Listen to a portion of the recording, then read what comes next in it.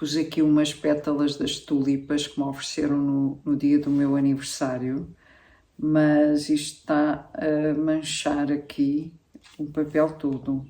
Enfim, estava aqui a confirmar se tenho aqui todos os livros e filmes que eu vi em abril. Ok. Olá, boa noite, bem-vindo ao Contém Livros. Eu sou a Maria e hoje vou trazer aqui para conversarmos um pouco alguns livros e filmes que eu vi no mês de abril. Livros, li Aparição de Virgílio Ferreira. Este livro foi um livro que me fez viajar novamente até Évora. Acho que pela terceira vez que este livro me faz viajar até Évora. Primeira vez que viajei até Évora foi com o filme, com o mesmo título, Aparição, que é uma adaptação deste livro para cinema. O filme está muito interessante, claro que o livro é muito mais interessante do que o filme, mas eu desconhecia este livro, vi o filme, uma vez que estava a dar na RTP2, creio eu, e eu vi o filme, gostei tanto do filme e da história e do ambiente que tive que ir a Évora, conhecer Évora. Fui conhecer o Menir, o Cromlech, dos Almendres. É assim, estive lá uns dias e fui de propósito porque eu tinha gostado tanto realmente do ambiente do filme que eu quis conhecer Évora melhor e realmente foi... É assim, não foi amor à primeira vista. Quando eu cheguei a Évora, fiquei assim numa parte da cidade que eu não gostei tanto. E inicialmente também estava um pouco cansada, com fome, e já cheguei depois da hora do almoço, depois não se encontrava sítio nenhum para irmos almoçar. Então eu estava assim um bocadinho... a primeira impressão não foi a melhor. Eu não gostei logo, eu tive vontade de me ir embora e pensei assim, olha, não volto aqui. Mas pronto, depois já se tinha marcado o quarto, já se tinha marcado o fim de semana ali, então acabei por ficar e no dia seguinte acordei para uma outra cidade. Visitei também o Cromlech, o Menir, fui visitar o Templo de Diana e outros monumentos lá em Évora que são muito interessantes também, a própria cidade em si, fui viver um pouco a cidade. E realmente não poderia estar mais bem descrita a cidade de Évora do que aqui neste livro. Este livro passa-se em Évora, é um professor que é colocado na cidade de Évora para dar aulas no liceu, a sua origem é de Coimbra e vai para Évora dar aulas. E quando chega lá, conhece algumas pessoas da comunidade, algumas pessoas de certa forma influentes lá no meio, assim mais culto de Évora. Nota-se bastante na cidade, no ambiente da cidade, as diferenças sociais, principalmente que existiam nesta época, que o livro é de 1959, foi publicado em 1959. Embora eu sou sincera, não noto grande diferença no ambiente do Alentejo. Agora, portanto, descrito aqui, é semelhante, porque o Alentejo mantém-se tal e qual como sempre foi. Eu acho isso muito interessante. Claro que evoluiu a muitos níveis, não é? Algumas coisas, mas mantém-se muito fiel àquilo que ele é e, portanto, acho que esse é o verdadeiro encanto do Alentejo, não é?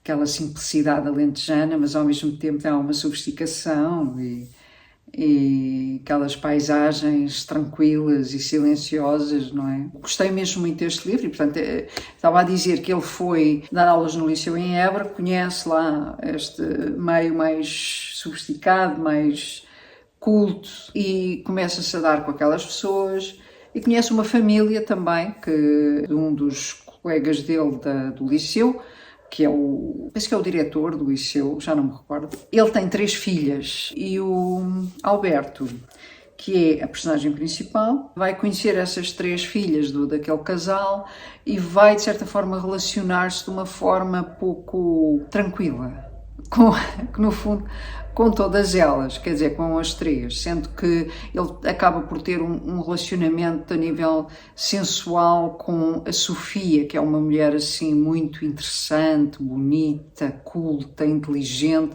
diferente, livre. e ele acaba por ter um relacionamento com ela, um relacionamento amoroso, assim um pouco complexo. Vai também relacionar-se de forma mais intelectual e mais conturbada com Ana, que é a irmã mais velha de Sofia, e vai ter assim uma espécie de fascínio pela juventude e pureza e alegria da irmã mais nova, que é a Cristina, admirando essa pureza de espírito e alegria de viver que se tem própria naquela idade. Ele vai se relacionando então lá com nesse meio assim mais culto e tal, e também vai acabar por ter aqui a mistura, vai se dar com um dos alunos, que é o... como é que ele se chama? Não me lembro. Ele tem uma alcunha que é o Bexiguinhas. Pronto, ele vai se dar com este aluno, mas de uma forma não muito tranquila. Este aluno acaba por ter um envolvimento também com Sofia e acaba por ter ciúmes descontrolados por causa de Sofia. Basicamente a história é esta, não é? E o facto dele se estar a adaptar àquele meio, estar a adaptar-se ao Alentejo, à forma de vida no Alentejo, ao calor do Alentejo, ao frio do Alentejo, etc. Há aquelas paisagens que são muito bem descritas por ele aqui no livro. Ele, por exemplo, faz-nos aqui umas descrições de Évora muito belas, muito poéticas, como por exemplo aqui quando ele alugou uma casa, ele descreve a paisagem dessa casa. Então ele diz assim: no pátio em frente há um toldo de glicínias que começam a florir e debaixo bancos de madeira apodrecendo. Sob os beirais da casa há sempre um frémito de asas, as primeiras andorinhas. Para longe ondulam linhas brancas de colinas, salpicadas de casas brancas, de onde sobem vozes anónimas de gente, cânticos de galos que vibram no ar com um sinal antigo de terras solitárias. Fixo 3 grandes pinheiros de vasta copa redonda, não longe dali, a cuja sombra eu me iria estender nas tardes de grande sol. É assim, ele é muito... Ao longo do livro, vamos tendo sempre, eu diria quase o livro inteiro, vamos tendo sempre assim umas descrições daquilo que ele pensa, daquilo que ele sente, daquilo que ele contempla, e ele é muito filosófico e muito poético. Então ele tem, por exemplo, aqui, ele faz questões tipo quem eu sou, não é? E então ele diz: mergulhados no silêncio noturno, sentimos-nos não existir. O que existe é como que o absoluto do mundo, a presença aguda das coisas. O universo aguarda a vinda do primeiro homem. E subitamente gritamos: eu estou vivo, eu sou. E falamos connosco, fazemos-nos perguntas. Sobe-nos então à garganta uma surpresa de terror. Quem sou eu? Quem está comigo? Dá vertigens. É como se nos aparecesse um fantasma e estivesse dentro de nós, e fosse alguém a mais, e visse pelos nossos olhos e falasse pela nossa boca. Só os doidos falam sozinhos, porque não têm medo. O mundo para eles não existe, só existe a sua loucura. Por isso nós, se falamos, nos sentimos doidos, separados subitamente do mundo. O que existe então não é um quarto onde estamos, os livros, a noite.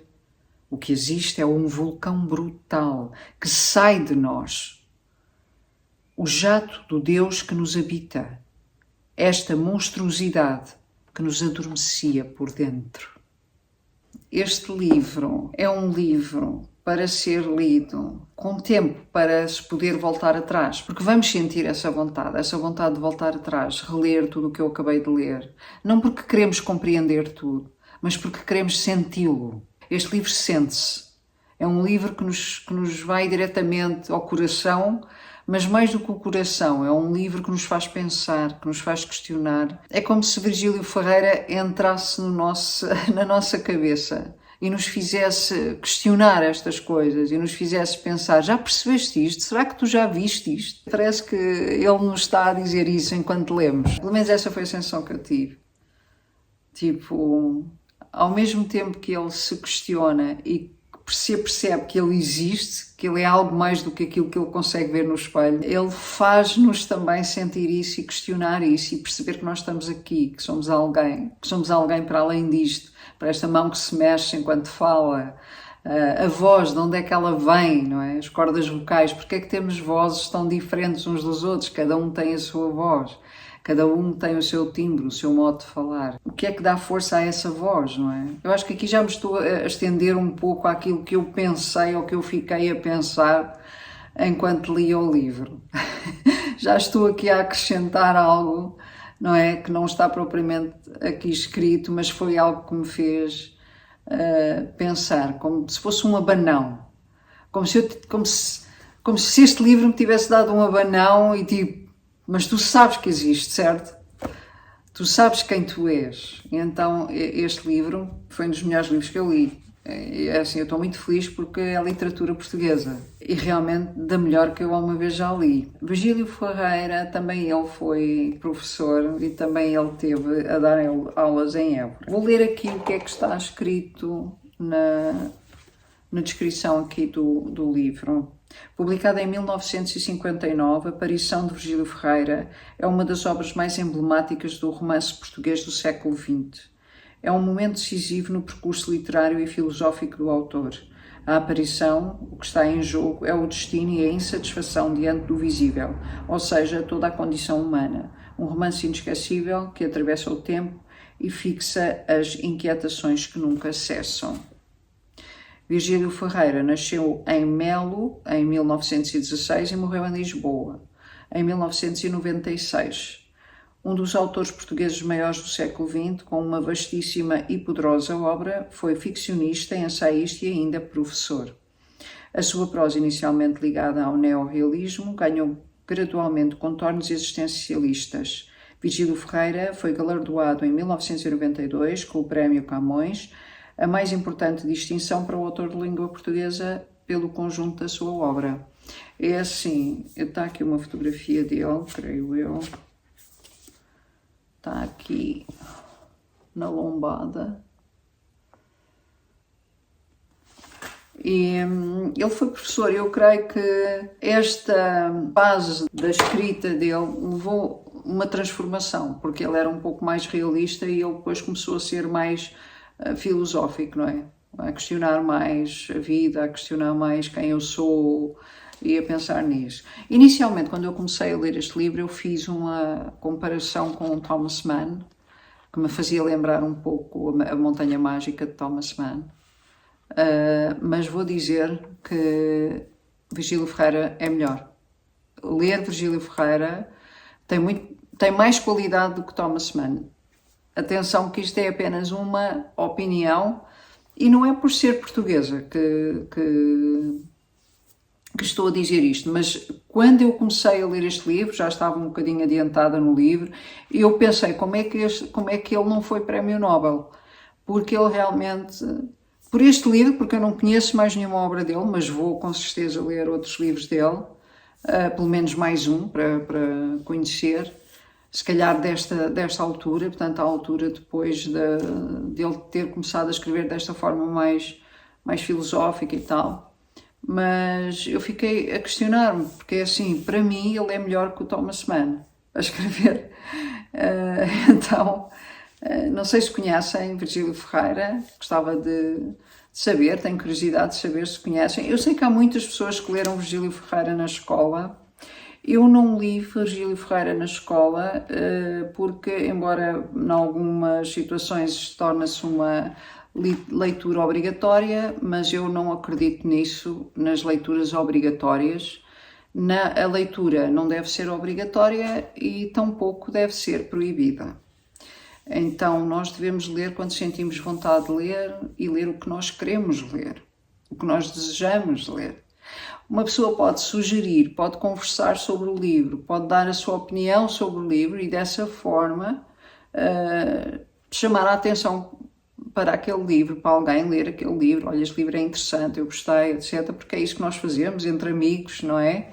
A pessoa vem partilhar aquilo que gostou de ler e dessa forma acaba por chamar a atenção para alguns livros que se calhar não são conhecidos, mas que são maravilhosos, não é? E nós devemos partilhar aquilo que sabemos, aquilo que conhecemos, porque isso é um dever do ser humano, porque é assim que nós evoluímos. Eu descubro uma coisa, eu gosto, aquilo faz-me evoluir, é positivo, então eu tenho o dever de passar para os outros também. É claro que há pessoas aí desse lado que me estão a ver que já leram Virgílio Ferreira, e muitas delas eu sei que me vão dizer assim: epá, eu detestei isso, porque eu tive que ler isso na escola e eu detestei o livro. Mas isso foi porque não leste, porque quiseste e porque a forma como a escola tenta, não sei como, decifrar o que o autor escreveu, com as figuras de estilo, com os não sei o quê, com não sei o que mais, aquilo estraga tudo e ninguém quer saber da literatura portuguesa, muito menos da clássica, não é? Porque nós ficamos todos a odiar aquilo. Portanto, sugiro que, se leram na escola e não gostaram, que tentem, se gostam deste estilo de literatura, que tentem reler. Agora, por vontade vossa, porque querem, porque sim. Porque eu duvido que quem se ponha a ler este livro, eu duvido que não goste. Porque é assim, é um livro, é mesmo bom. E depois eu gosto muito da forma como ele fala de amor e de... Ele acaba por ser um bocadinho seco às vezes, estão a ver, mas ao mesmo tempo ele tem muitas emoções, mas gosto da forma masculina com que ele fala dessas mesmas emoções, com que ele as descreve. É muito racional também. Eu aconselho vivamente a lerem este livro porque ele é mesmo muito bom, este livro. Aqui pela editora Quetzal. Ele é muito bom de ler, tem uma capa ótima e tem, deixem-me ver aqui, o papel também é ótimo, macio, o cheiro também. Será que há um perfume de cheiro de livros?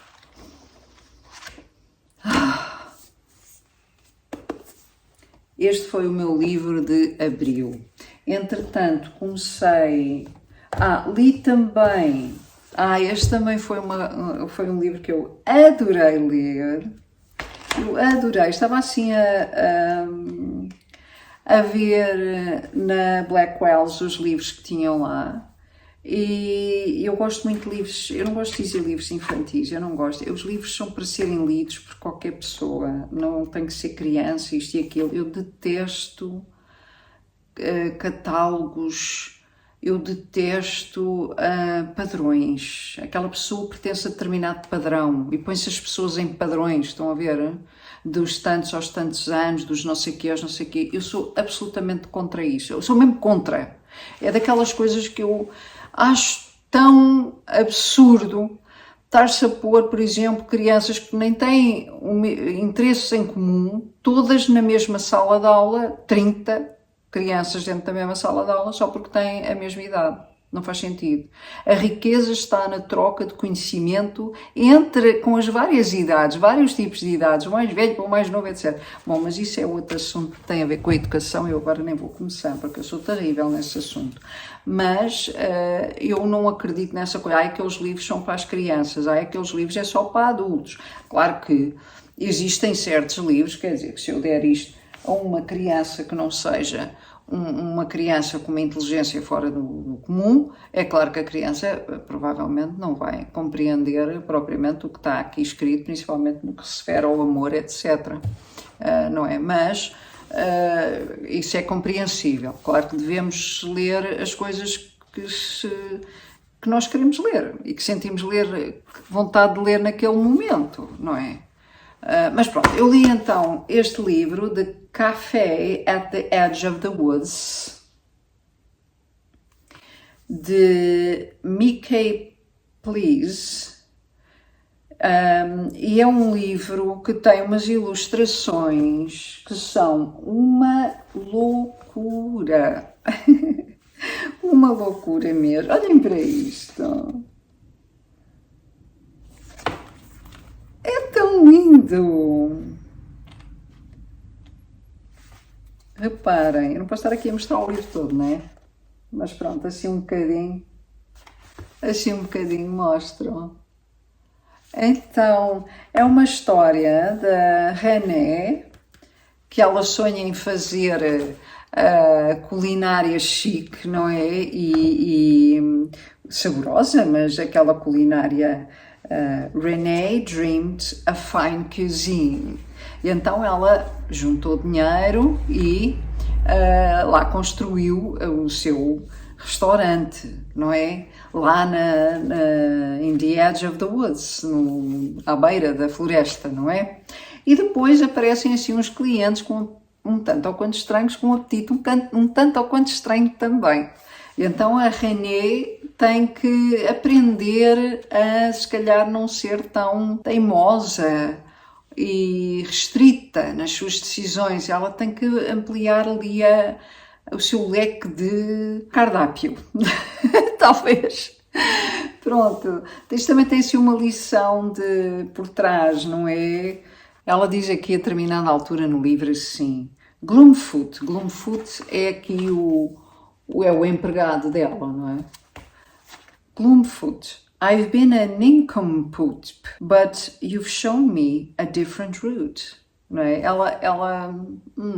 Eu se calhar não fiz bem, não é? Se calhar tenho estado aqui a ser um bocadinho inflexível. Então, é muito lindo mesmo. E tem umas ilustrações, só mais uma. Lindas. Então, li também aqui The Café at the Edge of the Woods. E comecei a ler A Casa dos Espíritos, de Isabela Allende. Quando eu recebi o livro, eu dei uma vista de olhos nas primeiras páginas. E o que é que acontece? Eu achei que eu não ia gostar do livro. Estão a ver? Eu disse assim, eu acho que eu não vou gostar do livro e tal. Pronto, mas comecei então com o Virgílio Ferreira, porque eles vieram na mesma encomenda. Mas depois, quando acabei Virgílio Ferreira, comecei a ler A Casa dos Espíritos. E comecei logo a gostar. Quando comecei a ler a segunda vez, comecei logo a gostar e depois gostei imenso. Entretanto, tenho estado a continuar a leitura, está um bocado atrasada, já estamos em maio, não é? Estou a fazer este vídeo já em maio, sobre as leituras de abril. Continuei com a leitura e estou a achar muito interessante, embora haja aqui um capítulo em que eu fiquei a pensar, não sei se eu quero ler isto. Porquê? Porque fala assim de uma situação, de uma personagem que é uma espécie de ditador, não é? E no início, de como é que ele é, como é que ele vai desenvolvendo essa característica de ser um ditador, no fundo, não é? Eu penso que é para aí que vai a história. E ele pratica lá umas situações com raparigas da aldeia, raparigas muito jovens, de 15 anos e não sei o quê, que ele viola-as, não é? E então isso está descrito aqui, não sei o quê. Eu fiquei assim, não sei se eu quero estar a ler mais este livro, porque põe-me mal disposta e não é esse tipo de literatura que eu gosto. Então eu estou um bocadinho assim, pus assim um bocadinho de parte, estão a ver? Mas vou voltar a ler, só que, entretanto, tenho estado com a Ilíada também, e então dou prioridade à Ilíada. Mas fiquei assim um bocadinho, será que o livro vai ser um bocado isto? É que é um bocado difícil de ler, estão a ver? Mas vamos ver, porque ela escreve muito bem e eu estava a gostar imenso do livro, então vamos ver. Entretanto, tenho aqui uns filmes que eu tenho aqui a notazinha, que é para não me esquecer dos nomes e isso. Então é assim, vamos ver que filmes é que eu vi em abril. Foram filmes muito interessantes. Eu comecei por ver, logo no iniciozinho de abril, no fim de semana, comecei a ver O Senhor dos Anéis, A Guerra dos Rohirrimos. Eu vou escrever aqui porque eu não estou a conseguir ler aqui este último nome, que é o nome da tal família.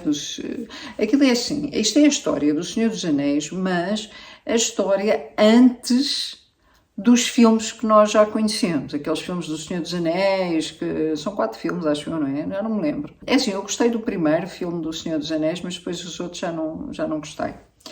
E este filme passa-se antes, não é? Mas é uma animação. Eu creio que é uma animação britânica e está muito bem feita, mas é, no fundo, o início daquilo tudo, porque é que começou a haver aquelas guerras e não sei o quê entre aquelas pessoas e pronto, é o início, é a história do início de como é que os vilões ficaram vilões, como é que aquelas personagens místicas foram aparecendo, então é o início de tudo. Eu achei graça a ver isto com o meu filho e gostei imenso. Depois, o que é que eu vi? Vi Um Sonho em Paris.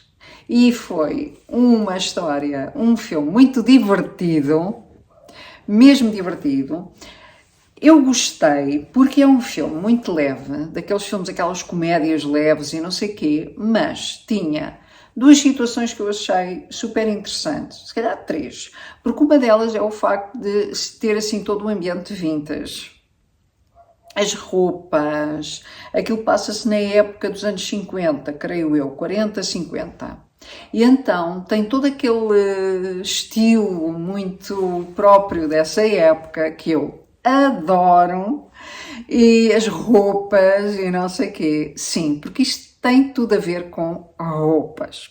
Porquê Um Sonho em Paris? Então, este livro passa-se em Inglaterra e a personagem principal é uma senhora... isto é outro aspecto que eu gosto imenso do filme, porque é uma senhora já com mais de 50 anos, que é a personagem principal. E ela é fantástica, é uma senhora tão elegante, com um estilo muito inglês, e ela tem esse estilo vintage que lhe sai naturalmente, porque isso é uma coisa que sai naturalmente, não é para ela estar naquele cenário, não, ela é assim, e ela é muito bonita, porque ela tem um brilho especial, estão a ver?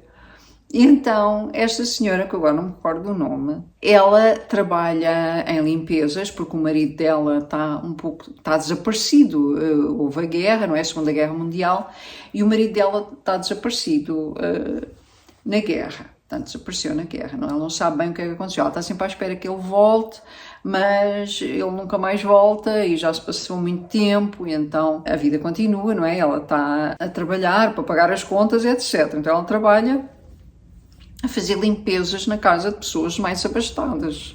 Ela trabalha na casa de uma senhora que é toda, não é, armada em rica e tal, mas que na verdade aquilo só tem a dívidas. Mas enfim, ela trabalha na casa dessa senhora e quando ela vai limpar o quarto dessa senhora, ela vê lá um vestido da Christian Dior, eu acho que é da Christian Dior.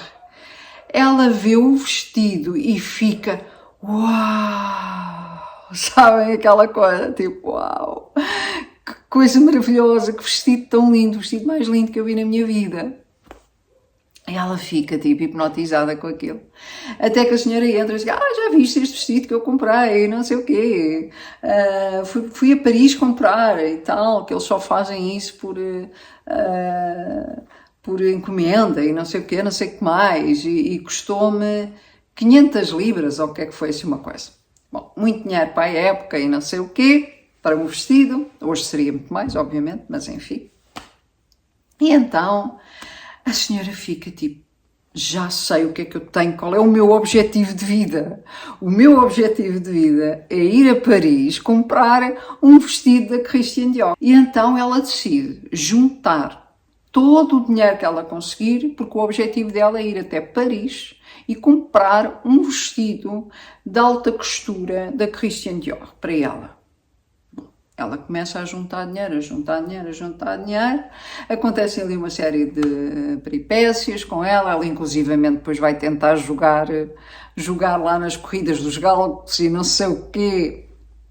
Ela perde o dinheiro todo, mas depois de repente começa a aparecer dinheiro assim de vários sítios. Eu não quero estar a dar spoiler, mas pronto, basicamente é isto. Ela vai sim a Paris e vai então, chega lá a Christian Dior para comprar o tal vestido, que não é assim uma coisa tão simples de se conseguir, nem é para todos. Então depois são as aventuras dela lá por Paris, não é? Enfim, acontece lá uma série de coisas para ela conseguir comprar o vestido, etc. Então é todo aquele ambiente com esse glamour da vintage, não é? E da alta costura. É assim, é um filme para se ver e ficar ali tranquilamente e rir um bocado, mas também tem partes tristes e sérias, não é? Mas é muito glamouroso.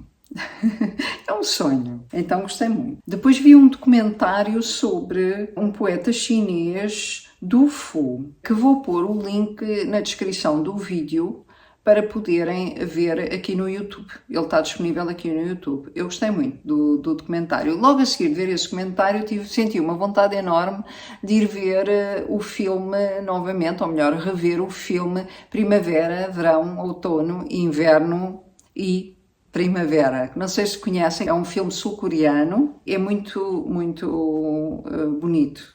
No fundo, o filme fala sobre como a vida é como as 4 estações, não é? Vai mudando a cada estação e como se a nossa vida, desde o nascimento à morte, é como as 4 estações. Nós temos a primavera da vida, não é?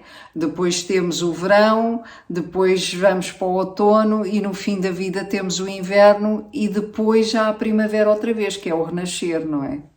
Então é um filme muito bonito, muito belo, que com paisagens muito bonitas. Ele passa-se num mosteiro que é no meio de um lago, lá no meio da floresta, e tem lá um mosteiro no meio do lago, e vive lá o monge e o seu aprendiz.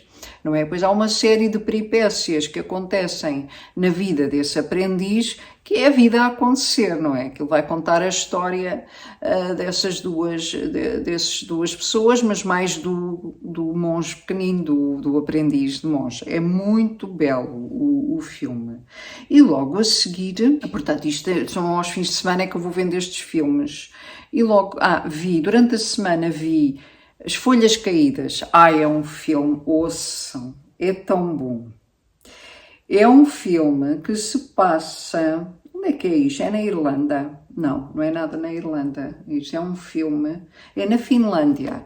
Este filme passa-se na Finlândia e são 2 pessoas que se conhecem por acaso. Ele é alcoólico, perde o emprego, etc., porque é alcoólico, não é? E ela acaba por ter imensos azares na vida e acaba por não conseguir manter o emprego e etc. Então eles encontram-se uma noite, vão tipo a um sítio onde fazem karaoke e não sei o quê, e conhecem-se ali. E depois, ao longo do filme, vai sendo encontros e desencontros daquelas 2 personagens que vão acontecendo de uma forma tão bem contada. O filme é uma história tão bem contada do amor, sobre o amor, está tão especial. É engraçado que eu, ao princípio, quando eu comecei a ver o filme, eu fiquei assim, acho que não estou bem na onda disto. Estava assim um bocado. Mas depois o filme começa a desenvolver e começa a crescer, percebem? Então aquilo é mesmo sobre o amor e os encontros e desencontros da vida. É muito belo também. Entretanto, vi O Mal Não Está Aqui. Acho que é assim, O Mal Não Está Aqui, que é um filme de um realizador japonês, do Drive My Car. Eu agora não sei aqui, é assim, eu no meu blog, no meu site, já estou a escrever sobre tudo isto, todos os livros e os filmes que eu vi no mês de Abril. E eu vou publicar neste domingo. Portanto, eu já quase que terminei o texto, ainda tenho que o rever, mas eu vou publicar no próximo domingo, por isso vai lá estar depois para vocês acederem, tem lá a informação, qual é o realizador, etc. E está escrito de uma forma, o que é que eu achei, pronto. Então, depois podem lá ir ver, eu vou deixar aqui na descrição o link direto para o blog e depois vocês já sabem que no domingo, vocês de vez em quando vão lá e vejam, porque eu às vezes publico no blog. Eu ponho no Instagram também, nos stories do Instagram, ponho lá a indicação de que eu publiquei um texto no blog. Mas quem não vai ao Instagram, pronto, é que de vez em quando irem lá ao site, porque eu de vez em quando, normalmente é ao domingo, eu publico, ao domingo publico sempre um texto no blog. Então, O Mal Não Está Aqui é de um realizador japonês que eu gosto muito, é um dos meus filmes preferidos, que é o Drive My Car. Este filme, curiosamente, não tem para mim a qualidade que tem o Drive My Car, mas é um filme bom, embora seja um filme que nos deixa um pouco mal dispostos. O ambiente do filme e tudo é um filme que ficamos sempre assim, que não sabemos se queremos continuar a ver, mas é um filme que tem uma mensagem por trás e que nos deixa a sentir o que aquelas personagens estão a sentir, a impotência no fundo, face àquelas circunstâncias que estão ali a acontecer. Portanto, aquilo é uma zona na floresta, onde, tipo uma aldeia onde vivem lá aquelas pessoas, não é? Uma vila, que eles dependem de um rio que passa por lá. É uma beleza muito natural e ainda muito pura, com veados e não sei o quê. E vai para lá uma empresa que quer abrir uma espécie de resort para glamping. Não sei se sabem o que é glamping, acho que é assim que se diz, que é para fazer campismo de luxo, estão a ver? Então eles querem abrir nessa zona esse campismo, não é? Esse tipo de glamping. E depois qual é o impacto que isso vai ter na vida daquela população? Então isso é algo que é muito interessante ver o ponto de vista, como é mostrado aqui no filme, dos dois lados, não é? Mas depois ele tem assim, não vou mentir, tem assim um final que nos deixa tipo, o quê? Tipo, que cena, meu. Mas ao mesmo tempo, pronto, era aquilo, é aquilo, é a vida, não é? E é assim. No fundo, fala um pouco sobre as consequências das nossas ações. Quer em pequena ou grande escala, não é? Quer em pequena escala na nossa vidinha, não sei o que é que interfere sempre na vida do meio em que vivemos e das pessoas que vivem perto de nós e connosco, e também do impacto que isso pode ter, assim, um impacto muito maior quando as ações não são bem praticadas, nem com honestidade, nem da forma mais clara e mais responsável, e o quanto isso pode trazer consequências para toda uma vila, não é? Para todas aquelas pessoas que depois se vai estender para outras. Enfim, vale a pena ver, mas é um filme que aviso já que não tem um final feliz e que, pronto, eu fiquei mal disposta com o filme. Mas estou feliz por ter visto, porque em termos de cinema eu apreciei bastante. Agora, pronto, deixa-nos assim um bocadinho, deixa-nos assim com uma... Estão a ver como se nos estivessem a apertar aqui o pescoço. Estão a ver, tipo, não conseguimos respirar. É assim que o filme nos deixa, um nó na garganta. O filme deixa-nos assim com um nó na garganta. Que é O Mal Não Está Aqui, o nome dele. E depois, curiosamente, o título não tem... É assim, o filme não tem nada a ver com este que eu vi, mas o título do filme que eu vi é Aqui. Portanto, o mal não mora aqui... O Mal Não Está Aqui, e o título do filme que fui ver a seguir, Aqui, que é um filme muito bom também. Eu creio que o realizador ou a realizadora é francês, mas também, olha, não sei, mas é a história de um imigrante que ele é romeno e trabalha na construção. Entretanto, ele decide que no mês de férias, que vai ter o mês de férias, decide voltar a casa. E então ele vai se despedir da irmã e dos amigos e faz uma sopa com tudo o que tem no frigorífico, porque ele não quer deixar nada estragar-se, então faz uma sopa com tudo aquilo que tem no frigorífico e vai distribuir aos amigos um pouco da sopa e vai visitá-los para se despedir deles. Então é muito interessante esse processo de ele estar a fazer a sopa, depois ir entregar a sopa aos amigos, e acaba por comer a sopa com os amigos, não é? Quando vai entregar. E também ele vem a conhecer uma rapariga, bom, eu não vou dizer mais, que é para vocês depois irem ver o filme. Mas ele vem a conhecer uma rapariga e começa a vida a acontecer e ele já tem tudo preparado para se ir embora, mas às tantas, a ideia com que eu fiquei, às tantas parece que afinal a vida dele é ali, não é? Mas pronto, há aquela dualidade no imigrante que é, não, mas eu já estou um bocadinho farto de estar aqui, eu quero ir para a minha terra, quero ver a minha mãe, quero, estão a ver? Mas o filme mostra essa dualidade que depois, quem conhece imigrantes, eu não sou imigrante, mas eu conheço, uma grande parte da minha família já emigrou para a França e não sei o quê, e eu sei que eles ficam com aquela dualidade. Então, este filme também gostei muito. Depois vi Obras Póstumas de Brás Cubas, que é um filme brasileiro baseado num livro, numa obra de Machado de Assis, que me foi sugerido por uma pessoa inscrita aqui no canal, que eu agradeço muito, enviou-me um link num fim de semana e eu fui logo ver o filme. E eu adorei. Aquilo é a história de uma pessoa, de um homem que nunca teve que trabalhar na vida, estão a ver? Ele tinha tudo, os pais deixaram-lhe dinheiro, etc. Então é a história de uma pessoa completamente comum, que nunca teve que trabalhar na vida e que está a morrer. E então, o que é engraçado é que ele o filme começa a contar a história já depois de morto. Portanto, ele já depois de morto começa a contar precisamente no momento em que ele está a morrer. E aquelas personagens que entram no quarto dele, ele vai dizendo quem é que aquelas pessoas foram na vida dele. Mas é uma história simples, de uma pessoa que tem uma vida banal, às tantas, mas está tão bem contada, é tão engraçado, ele é tão... é assim, o filme está fantástico. O que eu mais adorei do filme foi a fotografia. Ouçam! A fotografia do filme deixa-me assim de queixo caído. Muito bom.